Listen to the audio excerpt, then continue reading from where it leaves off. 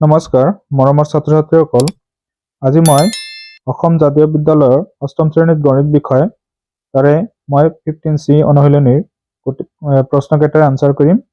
গতিকে তাৰ আগতে আমি ইয়াতে আমি মিশ্ৰ সমানুপাতৰ ধাৰণাটো আমি ইয়াত আলোচনা কৰিম। অৰ্থাৎ মিশ্ৰ সমানুপাতৰ এটা ধাৰণা আছে আৰু এই অনুশীলনীত মিশ্ৰ সমানুপাতৰ বিষয়ে আলোচনা কৰা হ'ব। তো আমি এটা উদাহৰণ লৈ আমি ইয়াতে মিশ্ৰ সমানুপাতৰ ধাৰণাটো বুজোৱা হা। যেনেকৈ 16 জন মানুহে 10 দিনত 6000 টকা উপাৰ্জন কৰে, তেনে 10 জন মানুহে 3000 টকা উপাৰ্জন কৰোঁতে কিমান দিন লাগিব? ইয়াত আমি কি কৰিছো যে এটা তালিকা বনাইছো, এইটো যে মানুহ, উপাৰ্জন আৰু দিন। ইয়াতে আমাৰ প্ৰথম যেটো ঘৰ আছে এই ঘৰত আমি কি কৰিম, দ্বিতীয় লাইনত যিকেইটা আছে সেইকেইটা আমি ভৰাম আৰু প্ৰথম লাইনত যিকেইটা কৈছে সেইটো আমি দ্বিতীয় লাইনত ভৰাম। ইয়াত আমাৰ কৈছে কি যে 10 জন মানুহে 3000 টকা উপাৰ্জন কৰোঁতে কিমান দিন লাগিব, সেইটো আমি x দিন বুলি লিখিছো। x দিন লাগিব উপাৰ্জনটো 3000 টকা আৰু 10 জন মানুহ। আৰু প্ৰথম লাইনটো আমি পিছত লিখিম। ইয়াত প্ৰথম লাইনত দিছে 16 জন মানুহে 16 ইয়াতে, 10 দিনত 10 ইয়াতে আৰু 6000 টকা উপাৰ্জন কৰে, গতিকে 6 ইয়াতে হ'ব। এতিয়া দেখা যায় আছে আমি এতিয়া কি কৰিম যে এই দুটা ৰাখি প্ৰথমটো এইটোৰ লগত সম্পৰ্ক কি আছে সম্পৰ্ক উলিয়াব লাগে। তো ইয়াত দেখা যায় আছে যদি মানুহৰ সংখ্যা বাঢ়ে তেতিয়া কি হয়, দিনৰ সংখ্যা কমি যায়। উপাৰ্জন কি হয় মানুহৰ সংখ্যা যেতিয়া বাঢ়িব উপাৰ্জন দিনৰ সংখ্যা কমিব। তেতিয়াহ'লে এইটো এটা ব্যস্ত সমানুপাত। তাৰপিছত ইয়াত আমি কি লিখিম, এইটো যে প্ৰথম ক্ষেত্ৰটো হ'ব ব্যস্ত সমানুপাত। ব্যস্ত সমানুপাত। তাৰপিছত যদি এইটো আমি চাওঁ, দ্বিতীয় ক্ষেত্ৰটো এইটো যদি আমি চাওঁ যে 3000 টকা যদি উপাৰ্জন কি হয় বাঢ়ে, তেতিয়া দিন কি হ'ব, বাঢ়িব। উপাৰ্জন বাঢ়িলে দিনও বাঢ়িব, কাৰণ বেছি দিনত বেছি উপাৰ্জন কৰিব পাৰিব। এতিয়া এই দুটা সম্পৰ্কটো কি হ'ব, প্ৰত্যক্ষ সমানুপাত। এটা বাঢ়িলে আনটো বাঢ়ে, গতিকে প্ৰত্যক্ষ সমানুপাত।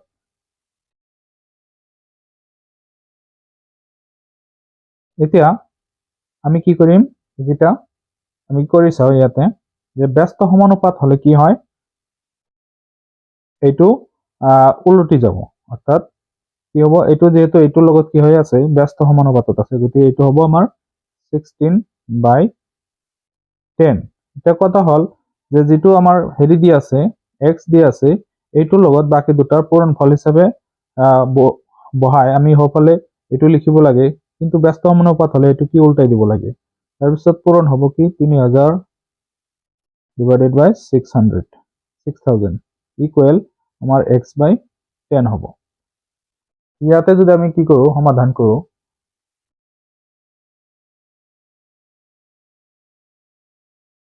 ইয়াত হ'ব আমাৰ হেৰি 10টো এইফালে আহিলে কি হ'ব, পূৰণ হ'ব। গতিকে x equal to 16/10 into 3000 divided by 6000 into 10। এই 10 আৰু 10 কেনসেল কৰি দিলো। ইয়াত 3000 ইয়াত দুবাৰ হৰণ যাব, 2 আৰু 16 ভিতৰত 8 বাৰ যাব। গতিকে x ৰ ঠাইত আমি কি পাম, 8 পাম। গতিকে 8 যদি হয় তেতিয়াহ'লে আমাৰ কি হ'ব, এইখিনি নিৰ্ণয় দিনৰ সংখ্যা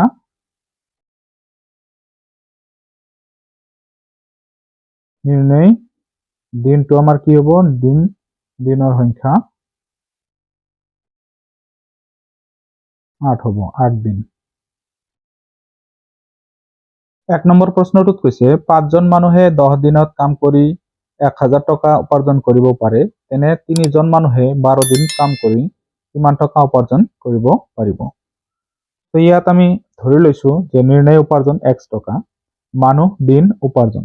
ইয়াত 3 জন মানুহে 12 দিন কাম কৰি x টকা, অৰ্থাৎ আমাৰ যেটো প্ৰথম লাইন আছিল এইটো যে 5 জন মানুহে কি 1000 টকা 10 দিন কাম কৰি 1000 টকা উপাৰ্জন কৰে।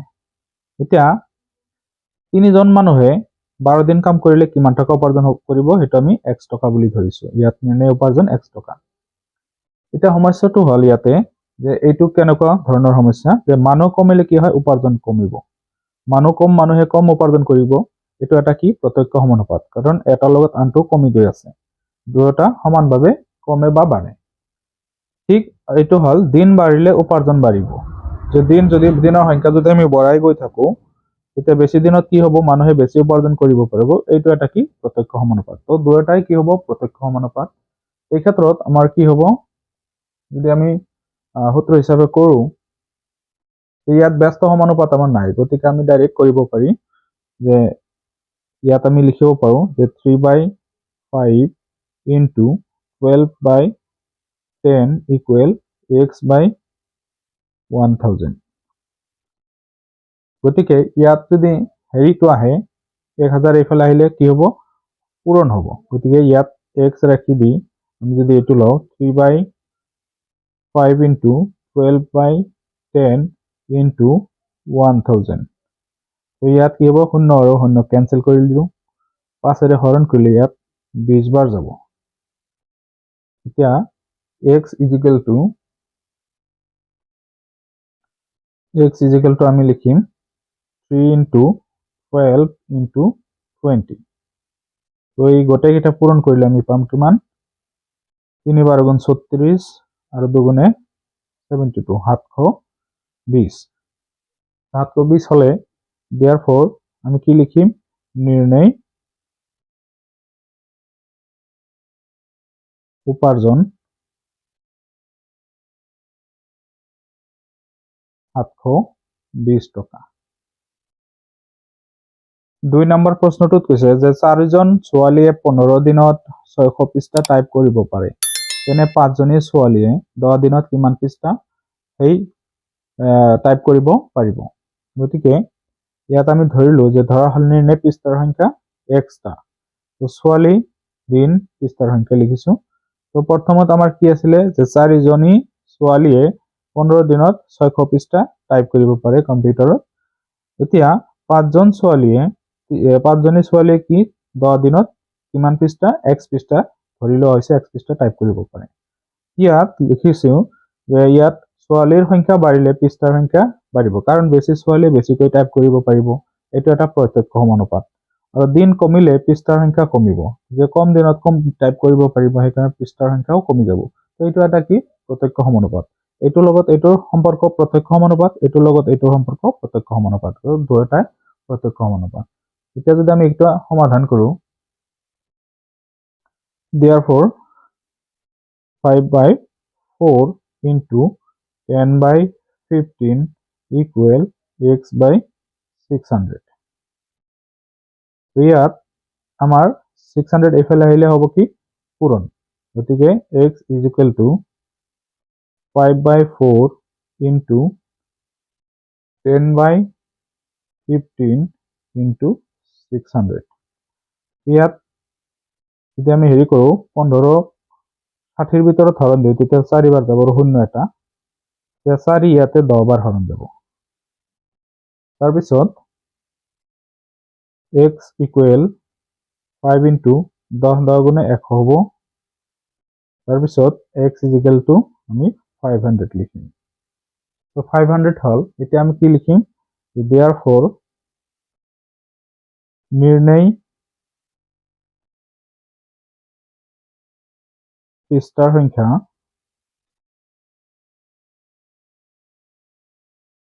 পৃষ্ঠাৰ সংখ্যা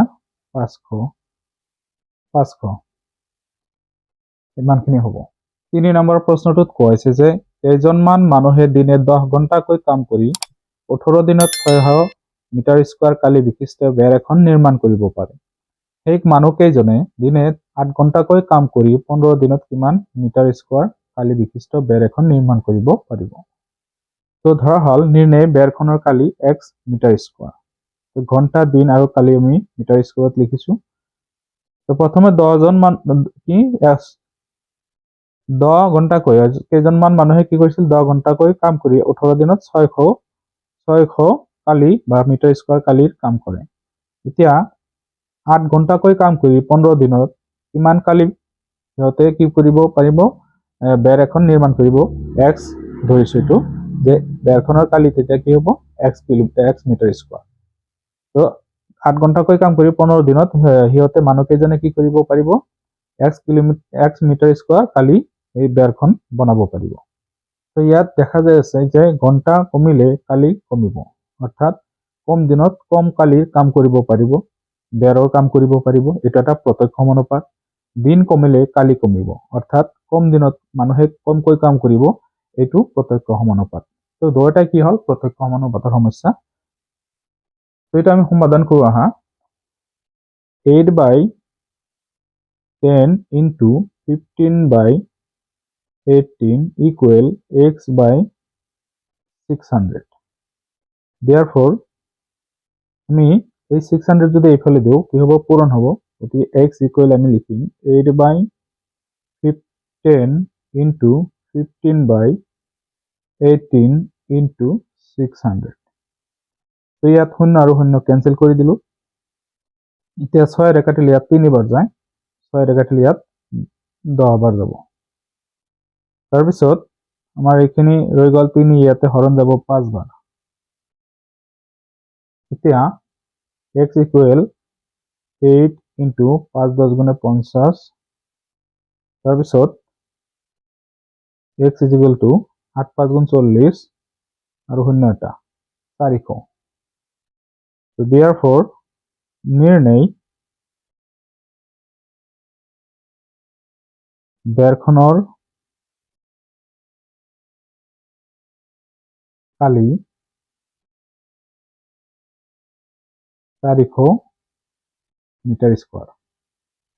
অৰ্থাৎ ইহঁতে কি কৰিব যে 8 ঘণ্টাকৈ কাম কৰিলে, ইয়াত আমাৰ যিটো আছিলে 8 ঘণ্টাকৈ কাম কৰিলে 15 দিনত ইহঁতে কিমান কাম কৰিব পাৰিব 400 মিটাৰ স্কোৱাৰ কাম কৰিব পাৰিব বেৰখনৰ।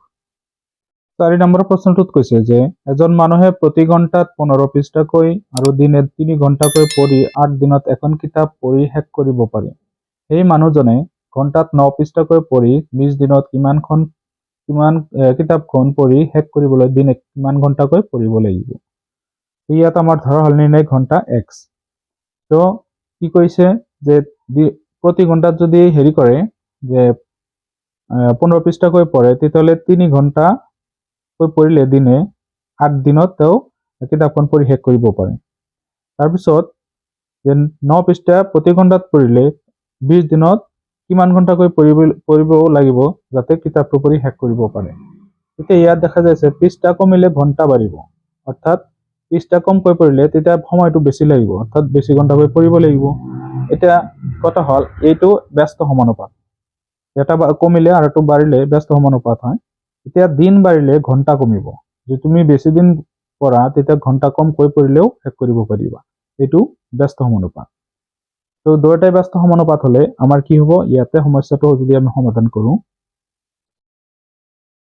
ইয়াত আমাৰ হেৰি হ'ব এইটো উল্টি যাব, এইটোৰ লগত এইটোৰ সম্পৰ্ক কি হয় ব্যস্ত সমানুপাত, এইটোৰ লগত এইটো সম্পৰ্ক ব্যস্ত সমানুপাত। গতিকে ইয়াত হ'ব 15/9 ইনটু এইটো উল্টি যাব 8/20 ইকুৱেল টু x/3। তো ইয়াত কি হ'ব, আমি 3টো যদি এইফালে দিওঁ কি হ'ব পূৰণ হ'ব, গতিকে x টো ৰাখি দিলোঁ 15/9 ইনটু 8/20 ইনটু 3। তো 3 ইয়াতে হৰণ যাব 3 বাৰ, 3 ইয়াতে হৰণ যায় 5 বাৰ, 5 ইয়াতে হৰণ যাব 4 বাৰ, 4 ইয়াতে হৰণ যাব 2 বাৰ। গতিকে ইয়াত আমি কি পাম 2 পাম, xৰ মান কিমান পালো 2।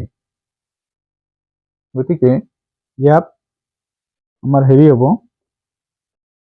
therefore নিৰ্ণয়